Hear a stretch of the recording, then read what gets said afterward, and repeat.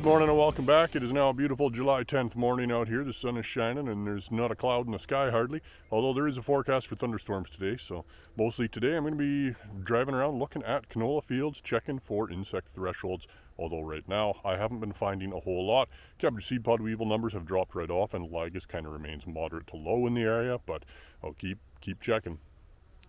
This particular field of canola is DKC22 from DeKalb, and this is a stacked trait canola. So it is both Liberty Link and Roundup tolerant, and it is a swathing variety. So it's a really interesting canola so far. It's having pretty decent pod set and development here on irrigation at least, so we'll have to keep watching it and see how well it produces. Well, the dryland barley is continuing to eke out a living and survive and develop. It is thin and sparse, but the heads are pretty much filled and are looking not too terribly bad. So we're still kind of in the milky stage here, but we're pretty close, getting pretty close to the dough stage here. So we just need to give it some more time. Here along this canola headland, we had quite the problem with grasshoppers last week, so this was hit with coragen. And although there is still some grasshoppers jumping around, they are being controlled pretty well. You can see we got piles of dead bodies all over the ground over here. So that is nice to see. Some of these were pretty big hoppers as well.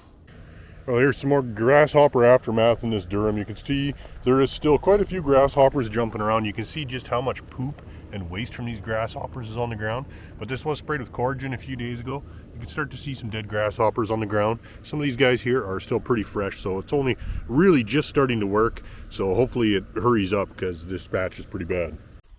Well, this dryland canola field has now come down from full bloom well into decreasing bloom. You can see that the last few days of very hot, dry weather has absolutely blasted those last flowers. So I don't think we're going to be too successful at setting some of those pods from the last few days here. Things are not looking very good.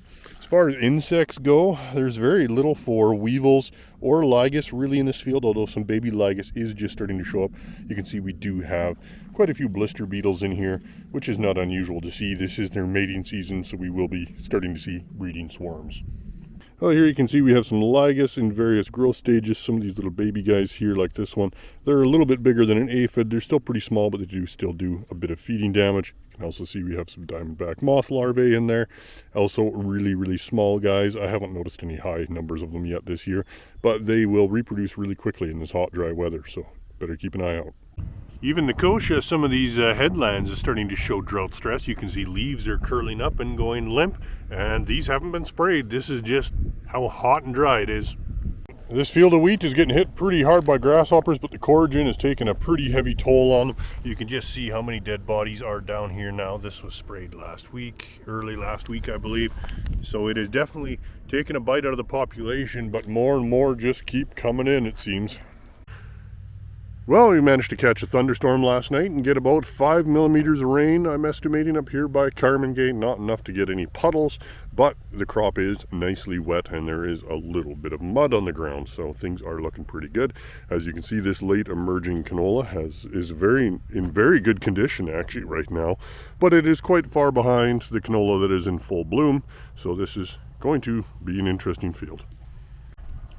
Well, this corn by Nobleford has definitely been benefiting from the heat on the weekend. Last week, this was just over waist high. Now it's hitting my shoulders, so that's pretty good. We're damn near 6 feet tall. Here's another dryland pea field that's looking not too terribly bad. It is pretty much finished flowering well into pod development. You can see our lower leaves are already beginning to dry off. And we have pods starting to hit that leathery stage. So last year in this area, we had some peas starting to get combined first week of August. I think we will probably beat that this year by a week, if not 2. We are getting to be, potentially maybe a week to 2 weeks away from desiccation timing. Well, we did get a warning over the phone about favorable conditions for funnel clouds to develop today, and it is definitely looking like something is coming in from the west. It is very dark over there. It is definitely raining real hard along the edge of the foothills there, so hopefully that comes this way because we certainly need the moisture, not so much the funnel clouds or hail. Well, here we have a very beautiful field of irrigated canola, and we're having very good pod set in here. Everything's looking good. Pretty minimal signs of abortion from the hot weather on the weekend, so good potential still going on in here. This was sprayed with Miravis Bold as well as an insecticide last week, so we should be good to go in here for a while. No sign of any funnel clouds or anything yet, but there is sure some big thunderstorms around. Well, here in this field of barley, everything's looking pretty good except for some of the leaves. We have some bacterial leaf stripe forming in here, which is not necessarily all that nice to see, but there's not much we can do about it either. There is no fungicidal treatment or anything like that that will take care of a bacterial disease like this. You just basically have to wait it out. In this patch of barley, you might notice some plants don't look quite the same as the others, and this is some of that wild millet that we saw earlier in the season. It's a very interesting plant. It starts as a very, very small, quite unique shaped cotyledons when it comes out of the ground, but it does have these huge big leaves as it gets older. This one hasn't headed yet. The head is still in the stem here, but very interesting plants. Well, now that the canola is in full bloom, it's time to start watching for signs of sclerotinia. You can see right down in here, we do have some flowers that have settled into this basically leaf axil here on the stem. So that is where sclerotinia, once it infects the petals, is going to have a chance to get into the plant and cause those stem lesions. This one is about halfway down the plant, but if we get farther into the canopy here, you can see right back in here, we do have some down here as well. So this would be basically, second from the bottom. So that is one that could potentially be a real killer later on in the season, but we'll see what develops. This field was sprayed with Miravis Bold, so that should help protect us from any sclerotinia, but none of them are ever 100%. Forage peas down by McGrath are just starting to set pods. They're still pretty small and underdeveloped, but they are there. So let's take a look at the rest of the field. Here is lodging pretty bad overall. So let's pull up a couple plants and see just how big they are. All right, well, overall, that plant is pretty damn big. You can see just how long this thing is when it's stretched out to the ground. It's pretty much at my shoulder or a little bit above, and I'm 6'8", so that's a pretty tall plant just to have a couple pods at the top. Hopefully it produces more.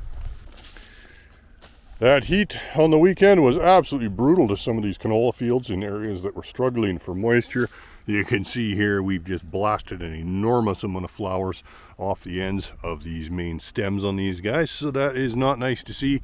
This field as a whole was full bloom last week, and now it's pretty much in final blooms as it runs out of moisture.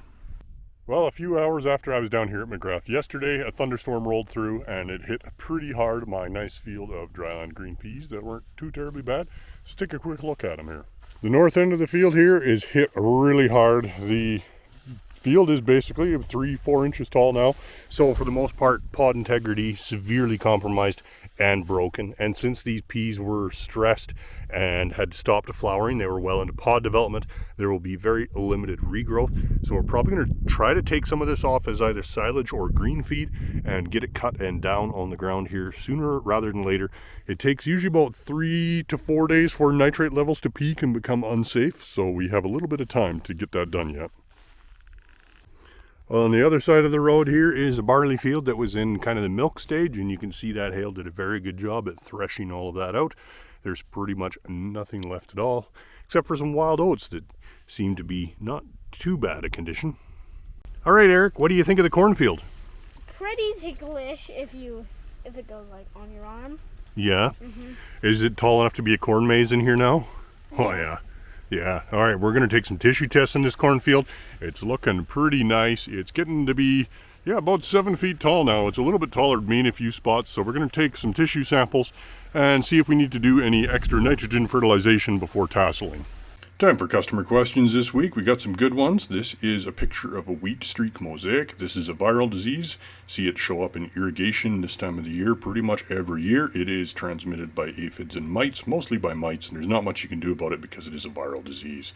This is a zucchini being attacked by probably a breeding swarm of blister beetles. So they do eat flowers. They can be a pest, but the larvae do eat grasshopper eggs.